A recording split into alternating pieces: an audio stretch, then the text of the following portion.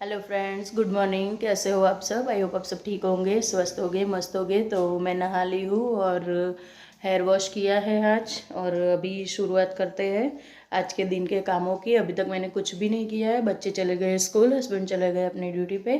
तो बस नवरात्रि आ रही है, हमारा मंदिर भी क्लीन करना है। तो चलिए अपना मंदिर क्लीन कर लेती हूँ और ऊपर की भी सफाई करती हूँ। तो आज ना आप लोगों के साथ शेयर करने वाली हूँ मंदिर की क्लीनिंग कैसे करती हूँ वो, और पूरे घर के क्लीनिंग। ओके, चलिए फिर चलते हैं ऊपर। कहते हैं हमारा घर हमारा आईना, हमारा प्रतिबिंब होता है। मतलब कि जैसे हम लोग रहते हैं, मतलब हमारा घर देख के पता चलता है लोगों को कि हम कैसे हैं, कैसे रहते हैं, हमारा रहन सहन क्या है। बरोबर, सिर्फ बस बिल्कुल उसी तरह से हमारे उस आईने का मतलब हमारे उस घर का हार्ट होता है हमारा मंदिर। हमारा घर का हृदय, हमारे घर की धड़कन होती है हमारा मंदिर। मैं ये ऐसा मेरा मानना है। ओके, और काफ़ी लोग इस बात से एग्री भी होंगे।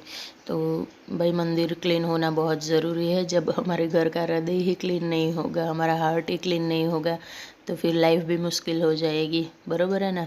तो बस मैं अपना हार्ट क्लीन करने के लिए, यानी कि अपना मंदिर क्लीन करने के लिए आ चुकी हूँ ऊपर की ओर, मतलब ऊपर वाले फ्लोर पे जहाँ पे मैंने अपना मंदिर रखा हुआ है।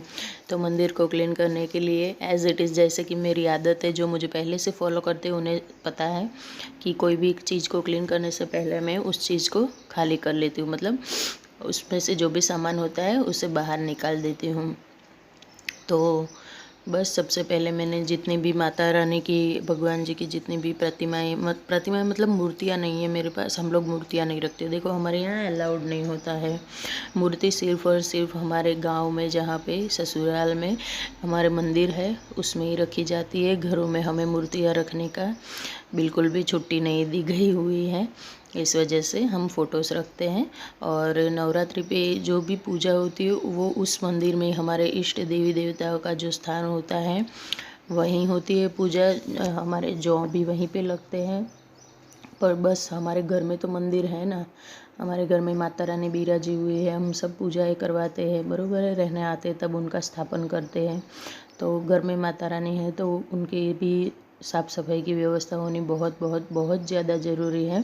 तो वैसे तो मंदिर हम लोग देखो ऐसे तो साफ़ करते ही हैं, लेकिन क्या करते हैं कि ऊपर ऊपर कर लेते हैं। ऐसा लगता है कि बस हाँ मंदिर क्लीन है, लेकिन आज मैं डीप क्लीनिंग करूँगी। तो सारे जितने भी फ़ोटोज़ हैं उनको मैंने पहले गीले कपड़े से, उसके बाद सूखे कपड़े से पोंछ लिया है। पहले मंदिर में से सब निकाला, फिर मंदिर क्लीन किया। उसमें एक कपड़ा रखा लाल कलर का, जो कपड़ा था धोने का पहले बिछाया हुआ, उसको धोने के लिए नीचे ले आऊँगी। और ये नया वाला बिछाया है। अभी सोच रही हूँ कि ये जो बिछाने के लिए आते हैं ना स्पेशल से, वो लेके आती हूँ जाके। अभी ना मेरी स्कूटी को कुछ प्रॉब्लम हुआ है, जैसे वो ठीक हो जाती है मैं अपने सारे काम फिर से वापस कर लूँगी। स्कूटी के बिना तो मानो हमारे हाथ पैर ही नहीं चलते हैं। तो बस सारी चीज़ें जो भी मैंने निकाली थी उसको साफ़ कर के फिर से वापस रख दिया है। और ऊपर की ओर मैंने माँ लक्ष्मी और प्रभु श्री नारायण का, लक्ष्मी नारायण का एक फ़ोटो लगाया हुआ है। और ये जो भी चीज़ें हैं क्रिस्टल का, जो भी चीज़ें हैं, ये सारी चीज़ों को मैं नीचे उतार लूँगी।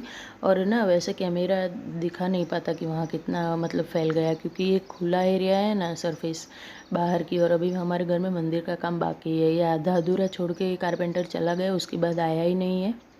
तो इस वजह से अभी बहुत सारा काम बाकी है। मंदिर अभी हमें नया बनवाना है, लेकिन हाल फिलहाल तो नवरात्रि है भाई, जो भी है उसको क्लीन करना है जिसमें हम लोग पूजा कर रहे हैं।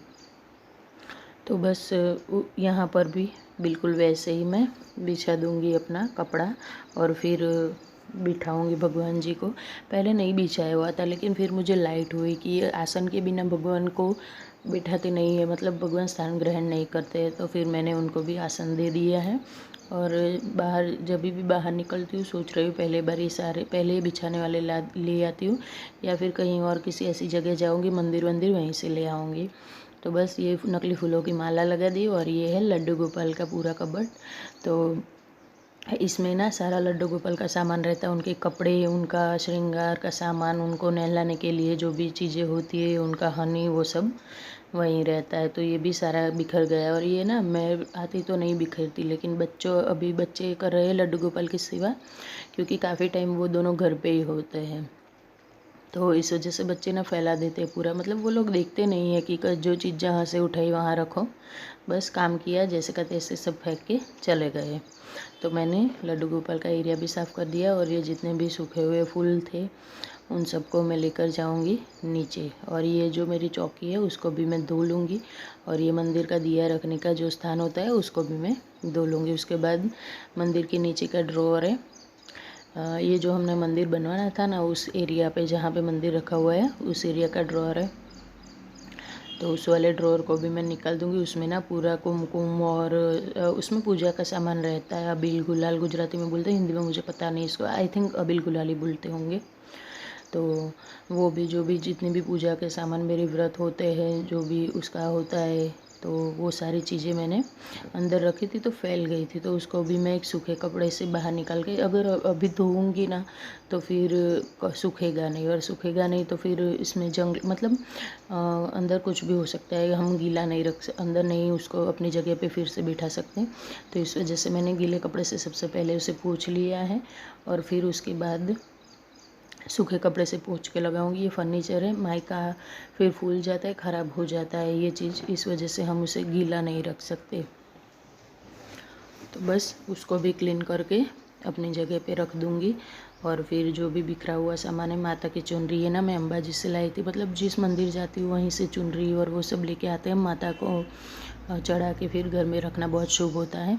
तो इन सारी चीज़ों को भी रख लूँगी। ये तुलसी की माला है, और ये एक भगवद गीता है हमारी, उसे भी क्लीन। अभी ये सारी चीज़ों के लिए मैं सीधा नहा के ऊपर आई थी, कहीं भी टच किए बिना, कुछ भी किए बिना, कि मंदिर में सारी काफ़ी पवित्र चीज़ें रहती हैं, उन्हें हम फिर कहीं भी टच करके, हाथ टच करके ऐसे नहीं कर सकते। ये मेरा मानना है, बराबर। सबकी सोच अलग अलग हो सकती है। और हेयर वॉश भी इसीलिए मैंने टच कर दिया था। तो जो भी जितनी चीज़ें मुझे अंदर रखनी उसे अंदर रख दूँगी, और जो भी निकलना है खाली हो चुका है उन सबको अपनी जगह पे रख दूँगी।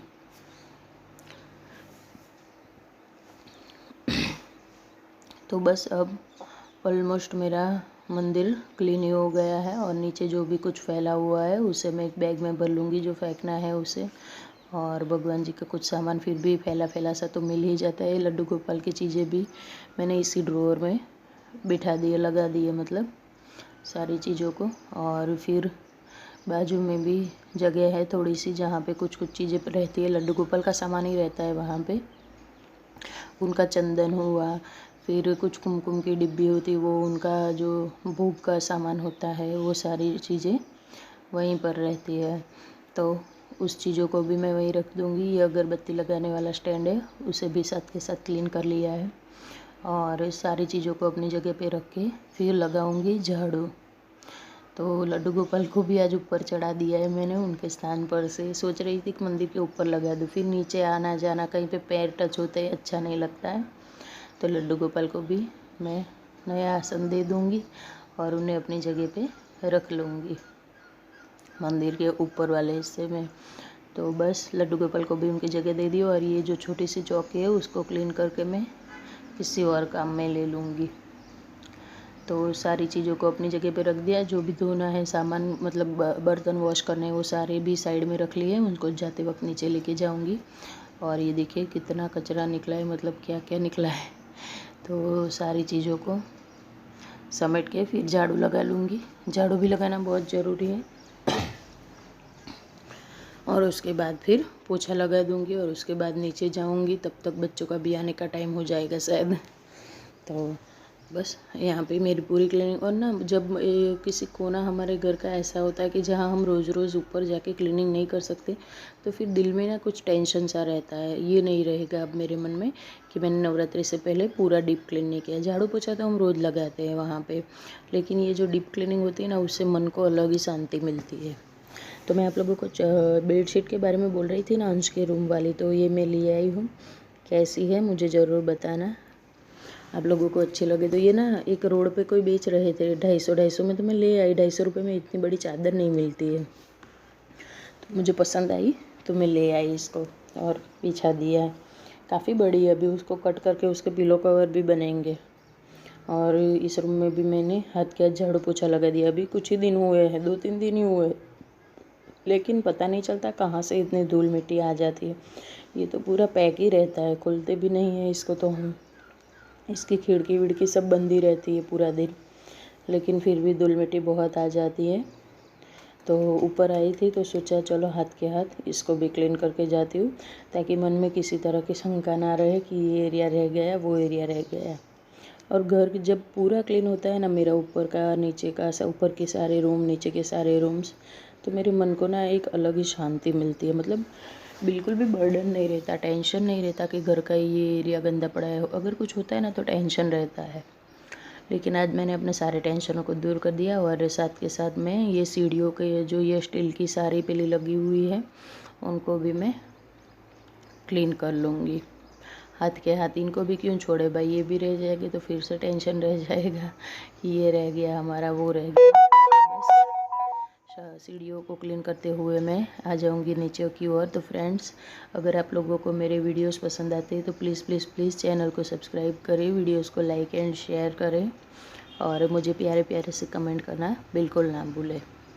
ओके, तो बस इसी तरह से मैं अपना मंदिर क्लीन रखती हूँ। आप लोग ने भी नवरात्रि की तैयारियाँ कर ली है, बाकी है, मुझे ज़रूर बताना। तो बस नीचे की ओर आ जाऊँगी मैं ऐसे क्लीन करते करते, और यहीं पे अपने वीडियो का एंड करूँगी। बस तो ऐसे कर मैं रखती हूँ अपना घर क्लीन और अपना छोटा सा मंदिर भी। और आगे किस तरह से हम मनाते हैं त्यौहार, वो सब आप लोगों के साथ शेयर करूँगी। जो भी करती हूँ मैं आप लोगों के साथ ज़रूर शेयर करूँगी। तो फिर मिलती हूँ कल एक नए वीडियो में, तब तक के लिए bye bye and take care.